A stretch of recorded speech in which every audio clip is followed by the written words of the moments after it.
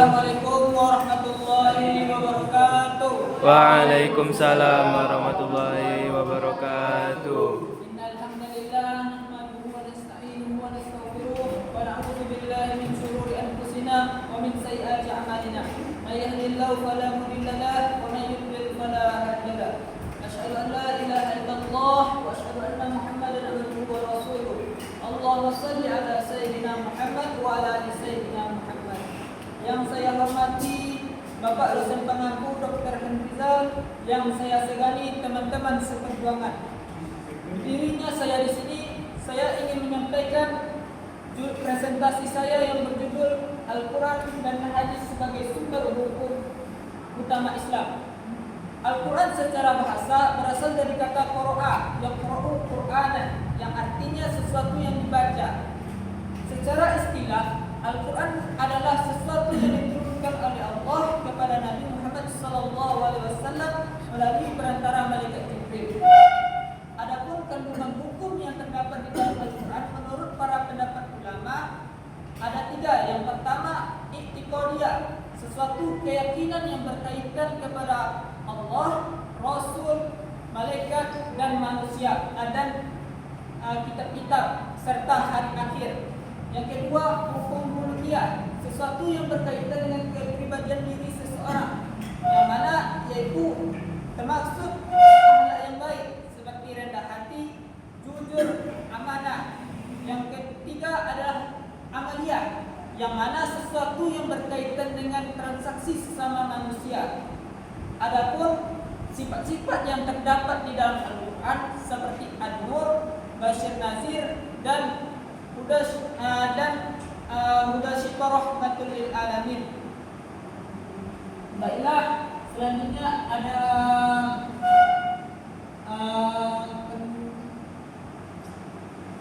di dalam Al-Quran.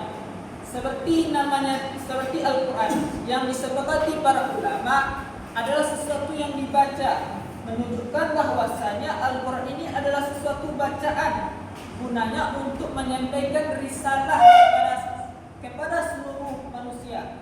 Yang kedua adalah Al-Furqan. Peneraman Al-Furqan mengindikasikan bahwasanya Al-Quran ini adalah pembeda antara yang hak dan yang batil. Yang ketiga At-Tanzil, menunjukkan bahwasanya peneraman At-Tanzil ini adalah sesuatu wahyu atau yang diturunkan oleh Allah kepada Nabi Muhammad SAW melalui perantara malaikat Jibril. Yang keempat Alkitab, yang menunjukkan bahwasanya Al-Quran ini adalah sesuatu kumpulan dari kitab-kitab yang terdahulu, dari kitab Injil, Zabur, dan Taurat, menunjukkan bahwasanya Al-Quran ini adalah pelengkap dari segala kitab. Selanjutnya kita akan membahas tentang hadis, yang mana hadis adalah sesuatu perkataan, ketetapan yang ditetapkan oleh Nabi Muhammad SAW. Secara bahasa, hadis ini berasal dari kata hadasa yahdasu, jadidan, artinya sesuatu yang baru. Jadi hadis ini adalah sesuatu perintah Nabi, sesuatu ketetapan, perilaku dan perbuatan yang ditetapkan oleh Nabi, yang mana bersumber dari Allah Subhanahu wa taala. Adapun macam-macam hukum yang terdapat di dalam Al-Quran. Yang pertama, sifat wajib. Sifat wajib ini adalah hukum wajib, yang mana hukum wajib ini adalah segala apabila yang dikerjakan mendapatkan pahala dan apabila ditinggalkan mendapatkan dosa. Yang mana ada hukum wajib yang terdapat di dalam Al-Quran ada seperti sholat, zakat, haji bagi yang mampu. Yang kedua, hukum haram, yang mana hukum haram ini adalah segala apabila perbuatan itu dikerjakan mendapatkan dosa dan apabila ditinggalkan mendapatkan pahala. Yang mana seperti hukum meninggalkan judi, zina dan mabuk-mabukan. Yang ketiga sunnah. Sunnah ini adalah apabila dianjurkan mengerjakan mendapatkan pahala dan apabila ditinggalkan kita merugi. Yang mana seperti sholat sunnah duha, sedekah dan berziarah kuburan.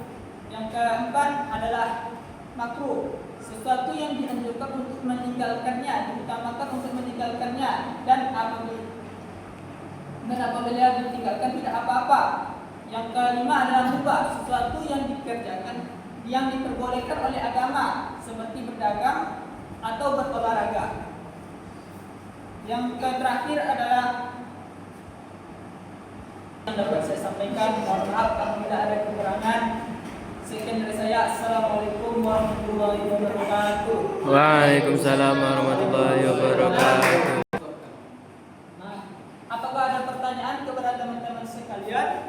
Izin bertanya, Pak. Silakan ini.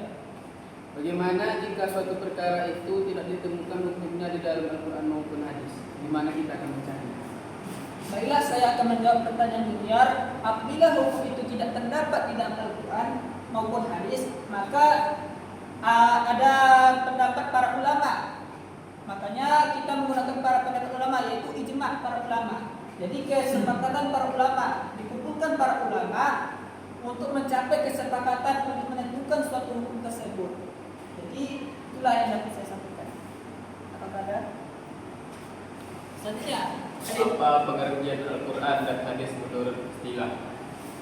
Al-Quran ini adalah sesuatu wahyu yang diturunkan oleh Allah kepada Nabi Muhammad SAW, yang mana Al-Quran ini langsung bersumber dari Allah.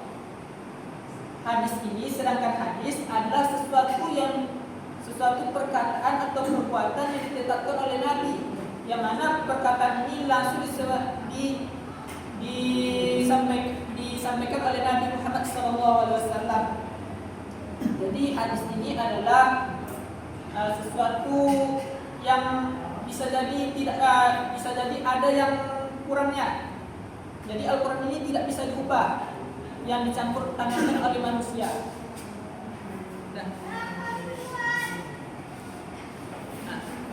Apa fungsi utama Al-Quran untuk manusia? Fungsi utama Al-Quran ini sebagai manusia adalah sebagai gunanya untuk memberikan hidayah atau petunjuk kepada seluruh umat manusia. Jadi Al-Quran ini terdapat hukum-hukum yang terkandung di dalam Al-Quran, yang mana hukum ini mencakup seluruh secara aspek global. Jadi Al-Quran ini dapat membedakan antara yang hak dan yang batil, seperti hukum mencuri, hukum zina, dan hukum mabuk-mabukan. Jadi sekian. Apakah ada yang lain? Udah aja. Tutup. Sekian yang dapat saya sampaikan. Mohon maaf apabila ada kekurangan. Wabillahi taufiq wal hidayah. Assalamualaikum warahmatullahi wabarakatuh. Waalaikumsalam warahmatullahi wabarakatuh.